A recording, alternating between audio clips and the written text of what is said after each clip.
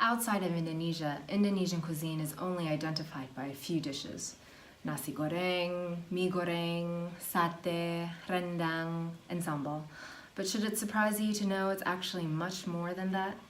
I can say with absolute certainty that every meal is made better with kerupuk, and a steaming bowl of bakso is the unofficial national dish in any weather. And there are about as many varieties of sambal as there are Indonesian islands. But even though Indonesians are already well versed in the cuisines of their country, there's another level of regional dishes that very few of us are aware of. Considering there are about 300 ethnic groups in Indonesia, I'm not surprised there are still new things to be discovered. Sulawesi was one of those islands that amazed me. A region of mixed religions, history, and geography created distinct characteristics in their food and produce that I could distinguish from north to south, and in some cases, one village to another.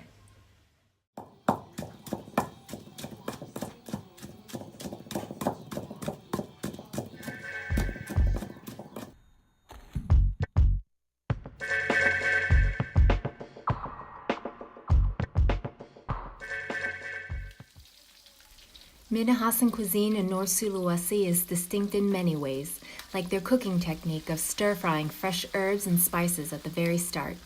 By heating oil and adding aromatics at the beginning, the essential oils of pandan, lemongrass, and turmeric are extracted to their fullest, making the flavor profile of their cuisine notably dynamic. Locals here are also known for their cooking of alternative meats like rats, dogs, bats, and snakes. It dates back to when Minahasans practiced animism, and although they have converted to Christianity, these meats are still considered a delicacy.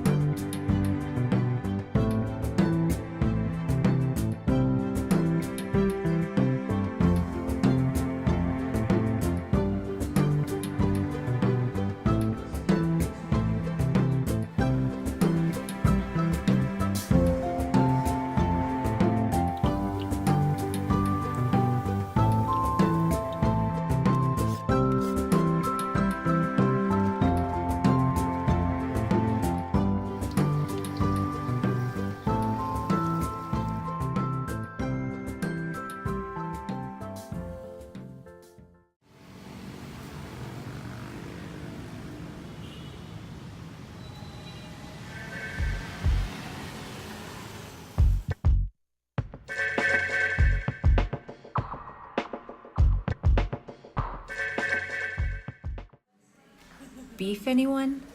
You know you're in a Muslim-dominated region when beef is the meat of choice. But in Makassar, it wasn't only beef. It was also beef heart, tongue, nose, tendon, brain, lung, you name it. Almost all dishes here are served as a soup or stew because locals like to spoon the liquid over their rice. And since the flavors of beef, cumin, and galangal can get heavy, lime is always squeezed on top of every dish to brighten it up.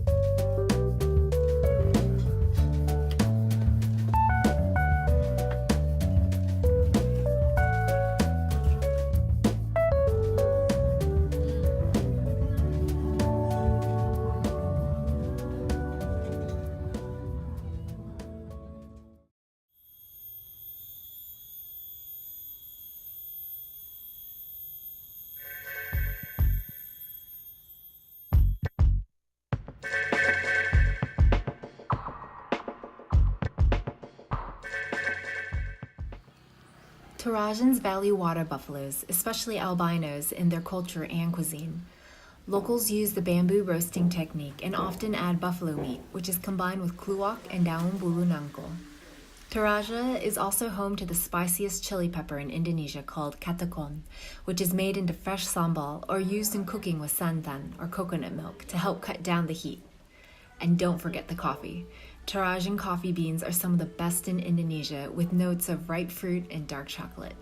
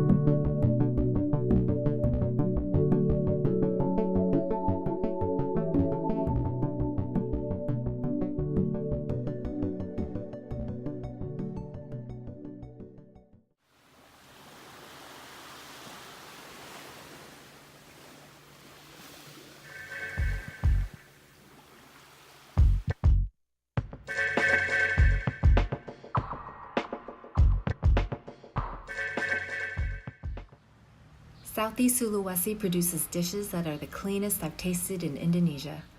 Fresh seafood is abundant, and the flavors locals cook with complement, not overwhelm it. Fish and shellfish are poached in light broths, made sour by tamarind, baby starfruit, or daun kedondong. Otherwise, nothing more than lemongrass, shallot, and ginger are used. The main sources of starch that locals eat here represents what the rest of Indonesia used to eat before rice was introduced. The sagu palm produces a soft starch that is baked or steamed into cakes, fried or shaped into bite-sized rounds. Ubi or singkong, otherwise known as cassava, is steamed and served alongside savory dishes.